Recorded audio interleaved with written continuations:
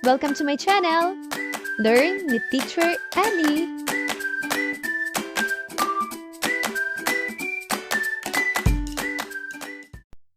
Grade 2, Revised K-12 Curriculum, Quarter 3, Filipino, Week 5, Day 1. Mga layunin.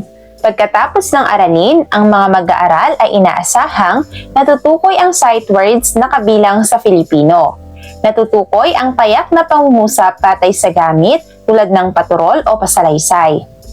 Nagagamit ng may wastong intonasyon, diin at hinto ang mga nakagawiang pagbati, ekspresyon at angkop na pananalita sa iba't ibang pansarili at pangkomunidad na sitwasyon o pagpapakilala sa sarili.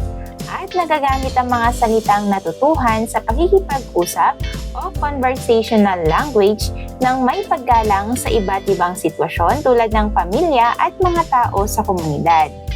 Sagutin ang mga tanong. Sabihin sa katabi ang huling sitwasyon na ipinakilala mo ang iyong sarili. Bakit mo ipinakilala ang iyong sarili? At paano mo ipinakilala ang iyong sarili?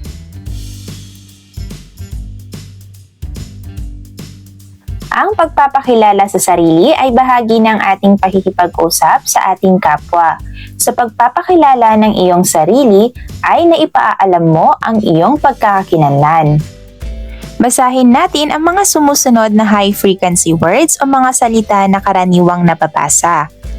Pangalan, gusto, kaarawan, masaya, saan, baitang, nais, sarili, taon, kailan.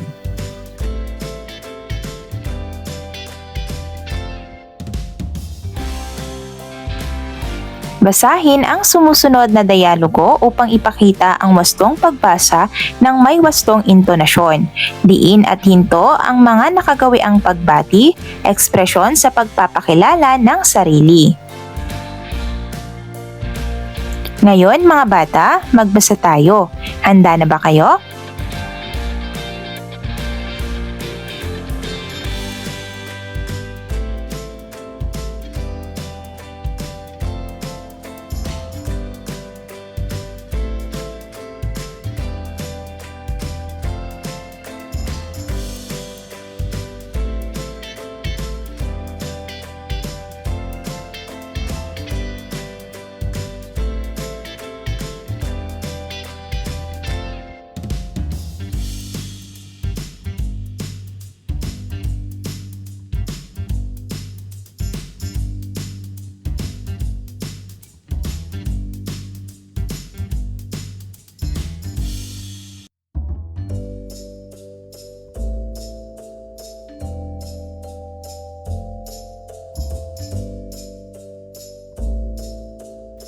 Sagutin ang mga pamprosesong tanong. Una, bakit nagtungo si Rowena sa Barangay Health Center? Pangalawa, ano ang sinabi ni Rowena bago niya ipinakilala ang kanyang sarili? Pangatlo, ano-ano ang mga impormasyong tungkol sa kanyang sarili ang ibinahagi niya kay Dr. Reynes? Pang-apat, sa inyong palagay, may mga iba pa bang impormasyon tungkol sa kanyang sarili na dapat niyang ibinahagi? Bakit?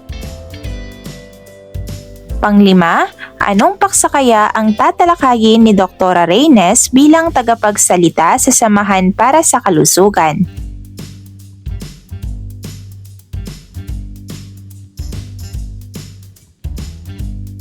Basahin natin ang nakasulat sa ibaba. Magandang umaga po, Dr. Reynes. Mga bata, ano ang gamit ng ekspresyong ito? Kailan natin ginagamit ang ekspresyong ito? Bakit gumagamit ng salitang po si Rowena sa kanyang pagbati kay Dr. Reynes? Ang ekspresyong magandang umaga ay ginagamit upang batiin ang ating kausap. Sinasabi ito sa oras ng umaga. Ang paggamit ng salitang po ay tanda ng paggalang kung ang iyong kausap ay nakatatanda sa iyo. Kadalasan, ang pangalan ng taong binabati ay isinusunod sa ekspresyong pagbati. Nagpapakita ito ng paggalang sa taong binabati. Mga bata, maaari ba kayong magbigay pa ng mga ekspresyong ginagamit sa pagbati? Sabihin din kung kailan ginagamit ang mga ekspresyong nabanggit.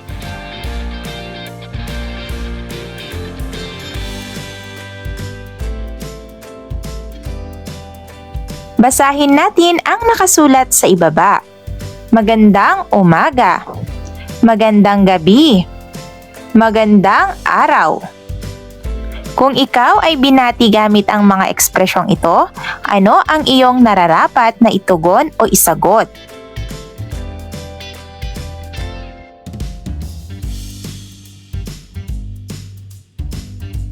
Narito naman ang mga ekspresyon sa pagbati at ang maaaring tugon o sagot. Mga bata, ano naman ang mga karaniwang ekspresyong ginagamit sa pagpapakilala ng sarili?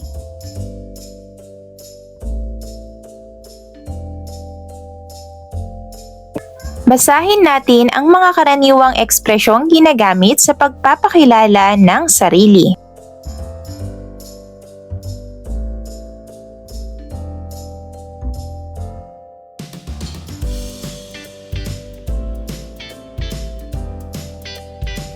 Ngayon, ipakilala ninyo ang inyong sarili sa inyong katabi gamit ang mga angkop na ekspresyon at impormasyon tungkol sa iyong sarili.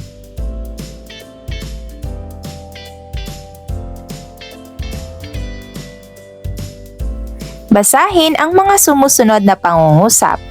Ako po si Rowena Reynes. Ako po ay mula sa mababang paaralan ng Moises Salvador. Inihatid ni Rowena ang paanyaya kay Binibini Reyes. Anong uri ng mga pangungusap na ito ayon sa gamit?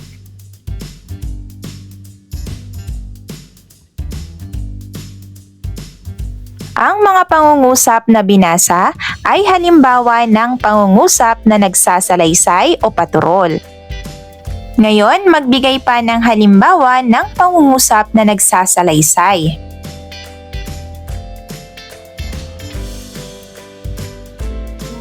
Ipakilala mo ang iyong sarili gamit ang 3 hanggang 4 na pangungusap. Gamitin ng tama ang malalaki at maliliit na titik at angkop na bantas. Sabihin ang angkop na ekspresyon ng pagbati para sa bawat sitwasyon.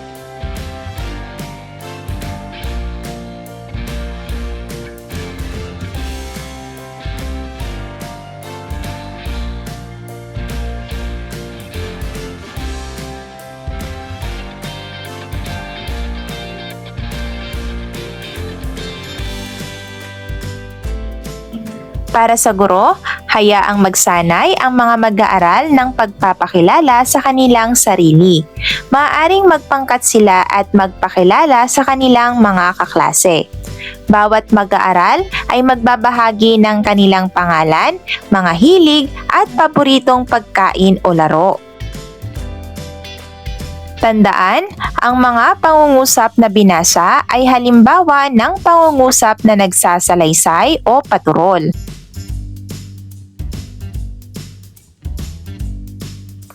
May bago kayong kapitbahay. Nais mo siyang makilala. Gumawa ng maiksing dialogo gamit ang mga angkop na salita at ekspresyon sa pagpapakilala ng sarili.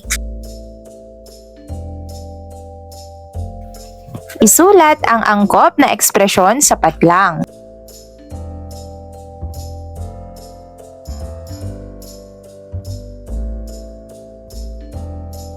Day 2.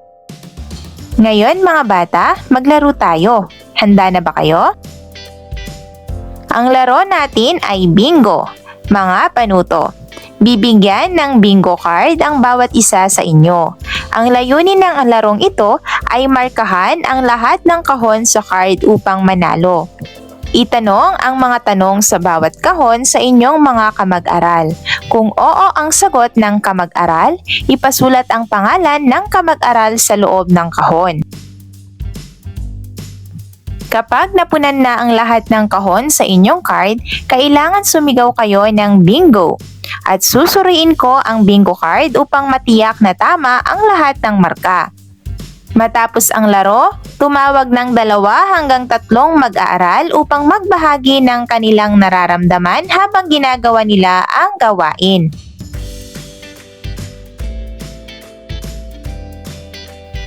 Sagutin ang mga tanong. Paano nakatulong ang pagtatanong upang mas makilala ninyo ang inyong mga kamag-aral?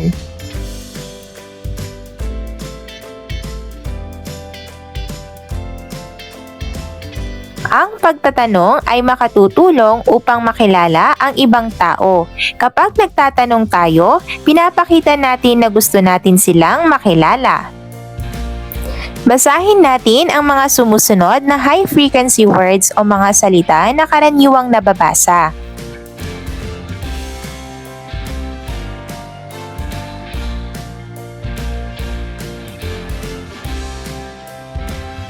Basahin ang sumusunod na dialogo upang ipakita ang wastong pagbasa ng may wastong intonasyon, diin at hinto ang mga nakagawiang pagbati, ekspresyon sa pagpapakilala ng sarili. Magbasa tayo. Handa na ba kayo?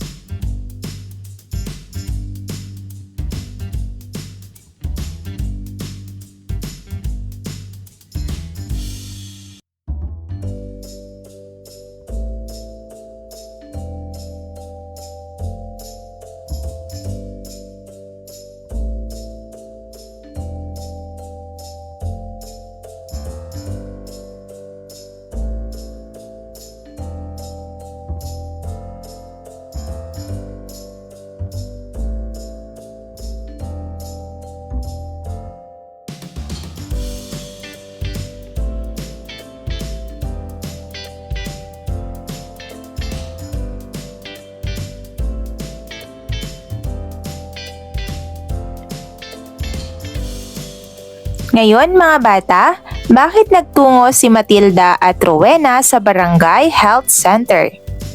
Paano ipinakilala ni Rowena si Matilda kay Dr. Reynes? Pangatlo, ano ang ekspresyong ginamit upang kamustahin nila ang bawat isa? Pang-apat, ano-ano ang mga tanong na itinanong nila kay Dr. Reynes?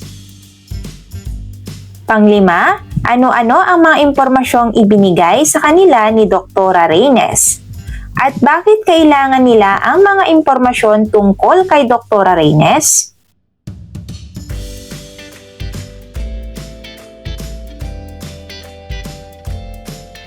Basahin natin ang mga sumusunod na pangungusap. Ano po ang inyong responsibilidad bilang isang dentista sa ating barangay? Ilang taon na po kayong naglilingkod bilang dentista ng barangay? Ano po ang pinakagusto ninyo sa inyong pagiging dentista? Mga bata, ano ang uri ng mga pangungusap na ito ayon sa gamit?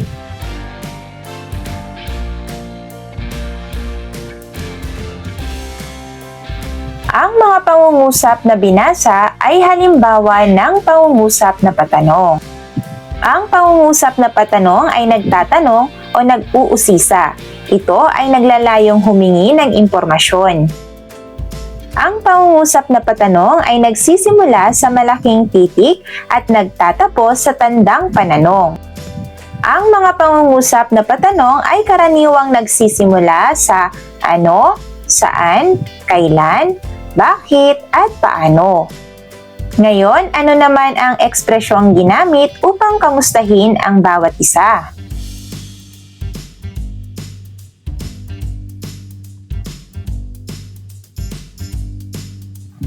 Basahin natin ang nakasulat sa ibaba. Kamusta ka? Kamusta po? Kayo? Ang ekspresyong mga pangungumusta ay ginagamit upang malaman ang kalagayan ng inyong kausap. Ito ay karaniwang tinutugunan ng mabuti naman. Mabuti naman ang aking kalagayan. Kung minsan ay isinusunod ang ekspresyon ng pasasalamat. Tulad na lamang ng mabuti naman, salamat. Ginagamit din ang ekspresyon ng pangungumusta upang malaman ang kalagayan ng ibang tao, bagay, maging ng mga hayop. Kamusta naman ang iyong mga magulang? Kamusta naman ang iyong pag-aaral?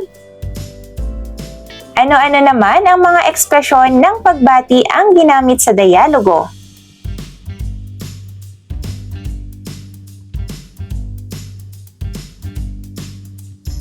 Ang ekspresyong magandang hapon po ay ginagamit upang batiin ang kausap. Sinasabi ito kung ang pag-uusap ay nagaganap sa hapon. Sumulat ng 5 pangungusap na nagtatanong. Gumamit ng malaki at maliit na letra ng tama. Gumamit din ng angkop na bantas. Narito ang katanungan. Nais mong makilala ang iyong bagong kapitbahay. Ano-ano ang mga maaari mong itanong sa kanya?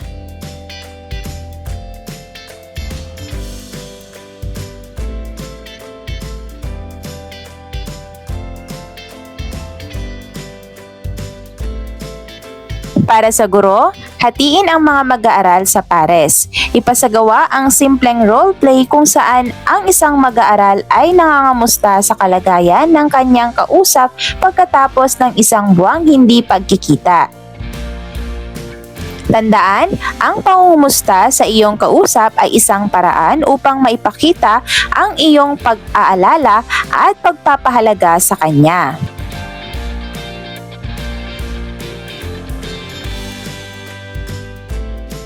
Isulat ang angkop na ekspresyon sa patlang base sa ibinigay na sitwasyon.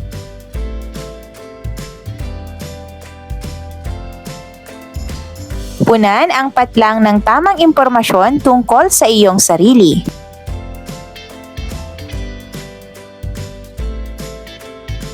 Day 3. Pagmasdan ang mga larawan ng iba't ibang emosyon sa ibaba at sagutin ang mga tanong. Mga bata, kailan ninyo nararamdaman ang bawat emosyon?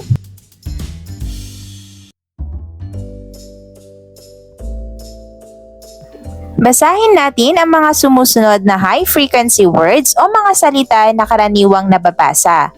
Pangalan, gusto, kaarawan, masaya, saan, baitang, nais, sarili, taon, kailan.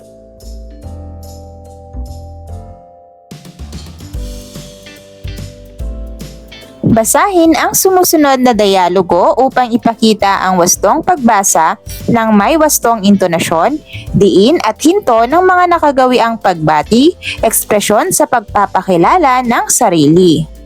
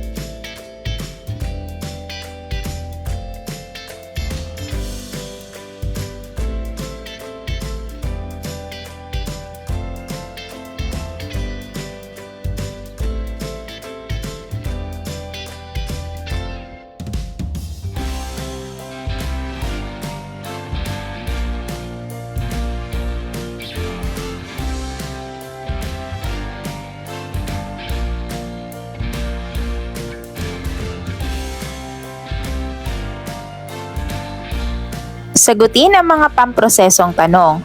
Una, sino si Dr. Reynes?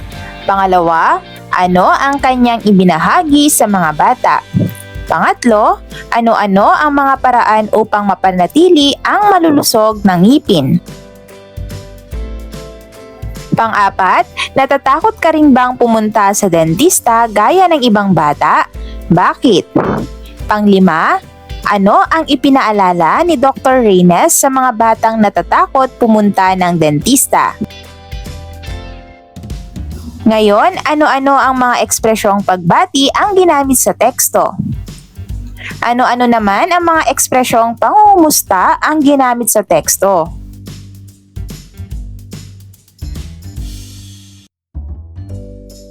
At mahalaga ba ang pagbati at pangungumusta ni Dr. Reynes sa mga bata?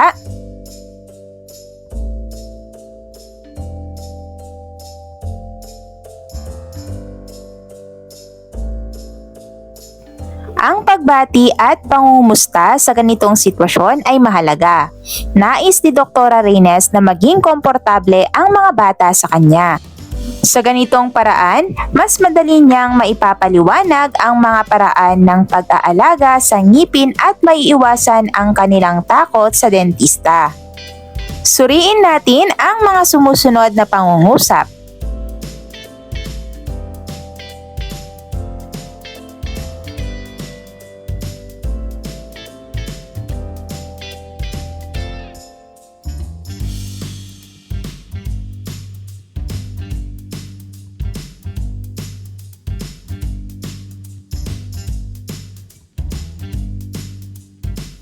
Sagutin ang mga tanong. Alin sa mga pangungusap ang pangusap na nagsasalaysay? Alin naman sa pangungusap ang nagtatanong? Alin sa mga pangungusap ang nakikiusap? Alin sa mga pangungusap ang nag-uutos? Alin sa mga pangungusap ang nagpapahayag ng matinding damdamin o emosyon?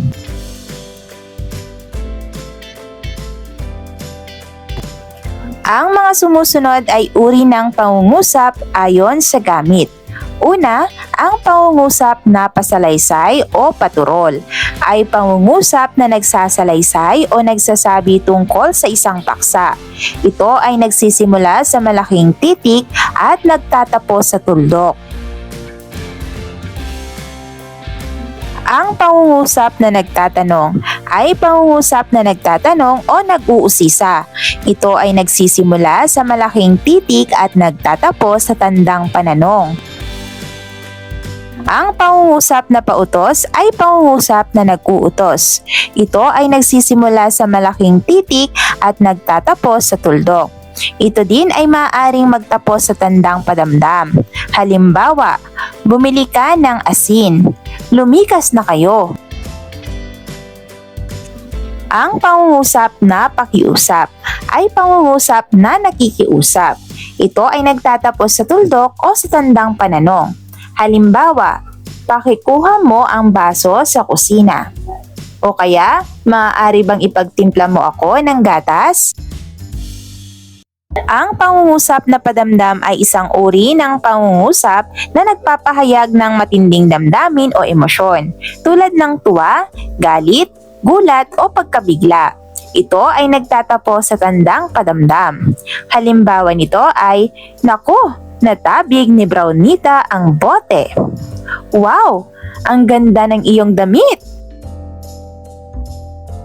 Magbigay ng pangungusap ayon sa gamit para sa ibinigay na paksa. Gamitin ng tama ang malalaki at maliliit na titik at angkop na bantas.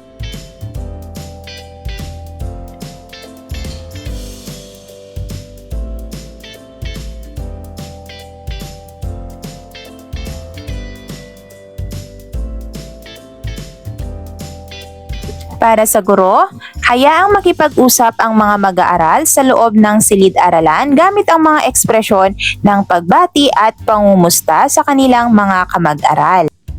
Tandaan, mahalaga ang pagbati at pangumusta upang maging magaan ang pakiramdam ng iyong kausap.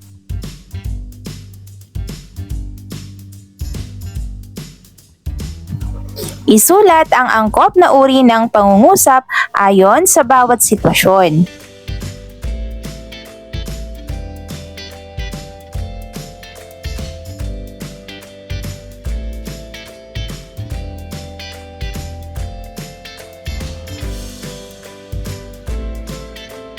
Isulat sapat lang kung ang pangungusap ay pasalaysay, patanong, pakiusap, pautos o padamdam ang mga sumusunod na pangungusap.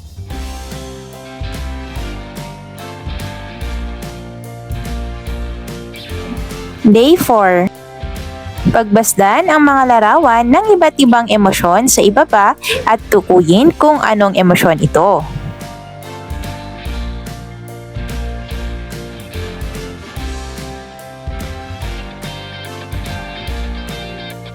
Sagutin ang mga tanong. Ano ang inyong nararamdaman ngayon? Tumayo kayo sa harap ng emoticon na nagpapakita kung ano ang inyong nararamdaman ngayon.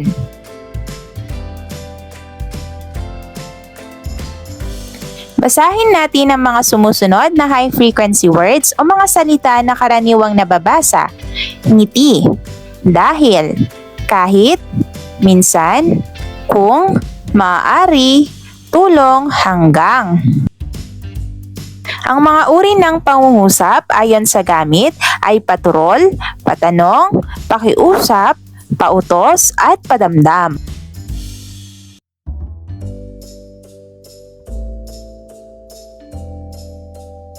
Ngayon ay maglaro tayo. Handa na ba kayo? Mga panuto. Nakapaskil sa pisara ang mga uri ng pangungusap ayon sa gamit. Magsasabi ako ng isang pangungusap. Tutukuyin ninyo ang uri ng pangungusap at tatayo kayo sa harap ng inyong sagot. Narito ang mga pangungusap.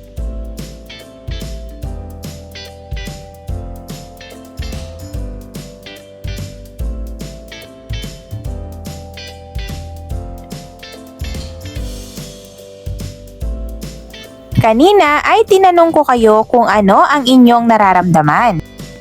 Ngayon naman ay nais kong malaman kung ano ang nararamdaman ninyo kapag kayo ay nakasakit ng damdamin ng iba. Halimbawa, nasaktan mo ang damdamin ng iyong kaibigan.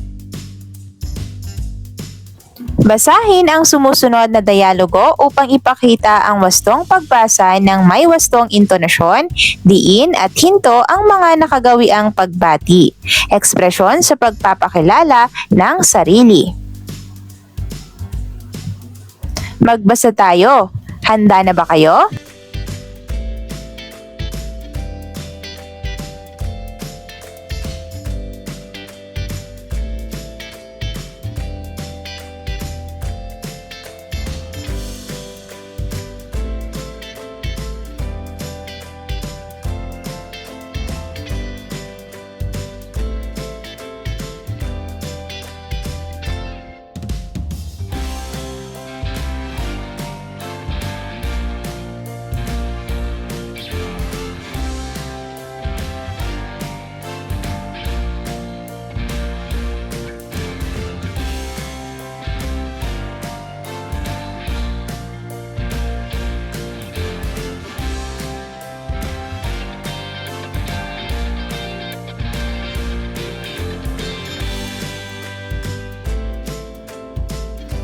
Sagutin ang mga pamprosesong tanong. Una, ano ang ipinaskil ni Binibini sa bulletin board?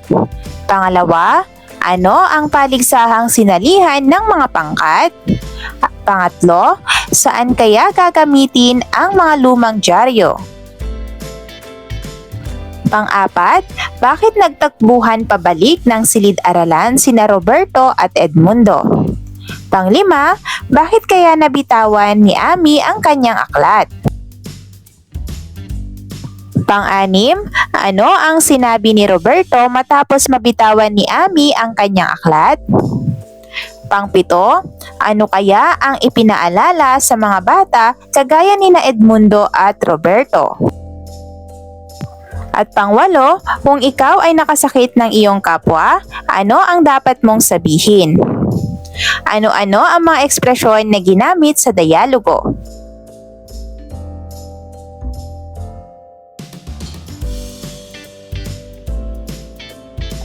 Gamitin ang mga ito sa ibibigay na sitwasyon.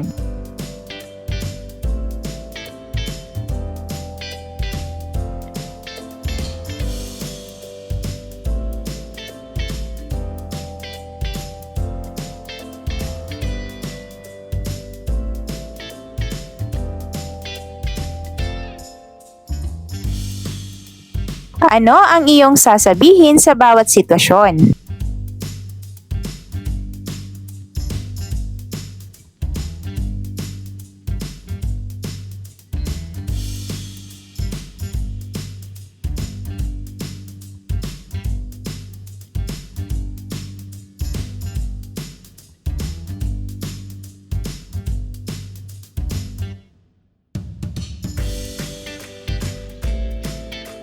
Para sa guro, bigyan ang mga bata ng mga sitwasyon upang magamit nila ang mga magagalang na ekspresyon. Tandaan, ang paghingi ng paumanhin ay pagpapakita ng respeto natin sa ibang tao. Kapag humingi tayo ng tawad o paumanhin at inaamin natin ang ating pagkakamali at gusto natin maging maayos ang ating relasyon sa kanila.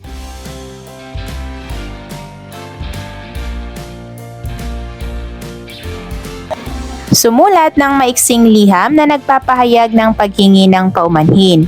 Ipahayag mo ang dahilan ng iyong pagkakamali at kung ano ang iyong gagawin upang hindi na mangyari ang pagkakamali. Gamitin ng tama ang malalaki at maliliit na titik at angkop na bantas.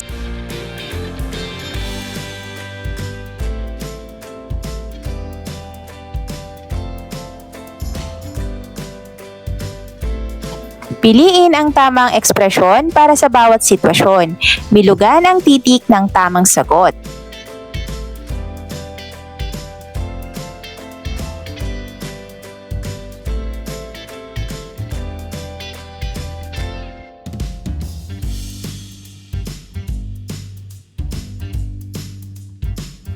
Day 5. Mga layunin. Pagkatapos ng aralin, ang mga mag-aaral ay inaasahang una, nasasagot ang mga tanong sa pagsusulit na may pag-unawa. Pangalawa, naipapakita ang katapatan sa pagsagot ng mga tanong sa pagsusulit.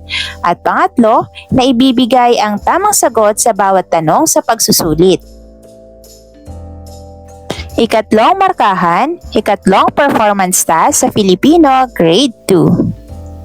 Mahusay mga bata. End of week 5. Thank you for watching. Also, don't forget to like, share, subscribe, and click the notification bell for you to be updated on our latest videos. See you on our next lesson. Goodbye!